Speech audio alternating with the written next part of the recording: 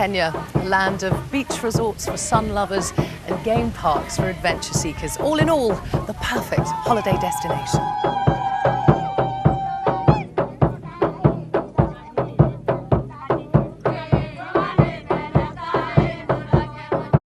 But that's not the Kenya I've come to see. Away from the safari parks and tourist traps, in rural Kenya, basic needs are a daily struggle. Water, soil and trees are the three things that need to be conserved in order to make a difference. Now, one way of conserving and collecting water is sand dams, fascinating structures with no visible water.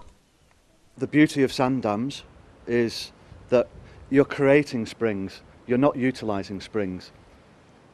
So the sand dam will add water to the community, and in actual fact what's even more beautiful about them is that they're built from the river itself. So the water's collected, the sand that's collected in the river is used to build the dam, the stones are broken off by the community. So with a little bit of addition of cement and some steel, actually they're creating water for themselves out of the river itself. So one thing's been puzzling me. When I think of a dam, I think of water. But where is all this water? Thankfully, Joshua's here to answer that question for me. Joshua, I know this is a sand dam, but where on earth's the water? We are standing on water, and this sand, where we are now, we are standing on water. I say it is 60% sand and 40% water. And I discovered the next day, it really is amazing just how much water that sand can store.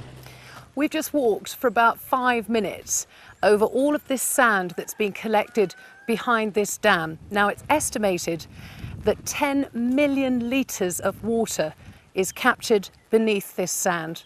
That means that little ones like Milika here have plenty of water nearby, and it's clean. That makes you happy, doesn't it? Yes. Imagine what it was like before the sand dams. Before excellent, we were using 20 kilometers from here to Hadi River. 20 kilometers from here to Hadi River. Once you go to fetch water there, you have to stay for the whole month, the whole day, or 2 days before you get water, because you find jerrycans are queued, put in a queue for fetching water. Now we can also dig water from the sand dam now.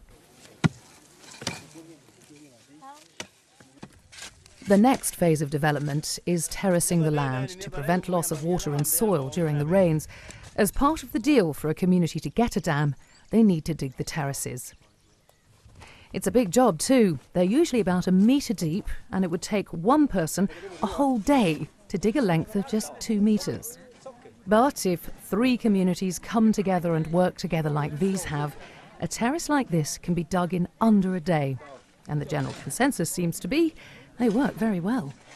Last season, we learned a lot, because some few people who had terraces in their chambers in the area, we saw them harvesting. And that is why we're putting a lot of effort in every member's chamber to dig terraces, so that we can harvest. And we are sure if we get the same rains that we get in most of the seasons, we shall harvest, if we have terraces in every chamber. The third step in excellence development involves trees, a highly sought-after resource for many reasons. Firewood provides 90% of the energy used in rural Africa, so trees for fuel are a top priority. They're also used by farmers to conserve soil and water, fertilise crops, provide fodder for animals, to build their homes, as well as for fruit and even medicines. In fact, trees have the potential to change not just the Canberra world, but the whole world.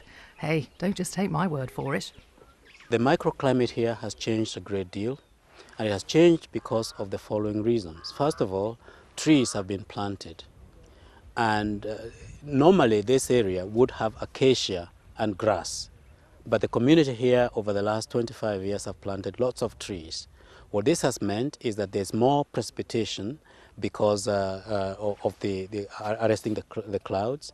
There is much more dew now here, and also the birds and the insects and the wind are bringing more seed here. So what is happening here is that over the last 25 years, this climatic zone has shifted from fairly semi-arid zone 5 geographically to zone 3. Rainwater harvesting and planting trees, if it were to be spread across the board, would achieve a great deal in contributing to the reversal of global warming. There's a saying that says, better train a child to catch fish than to give him the fish. So by saying that, I mean the skill that we are getting now from excellent development is more important than the help that we can be given. Because you can give us 1 million, and that million it will head up, a month. You'll find that there's nothing. Then we stay, and we start stretching our hands again to borrow. But when our mind is filled with the skill, then we will do for ourselves.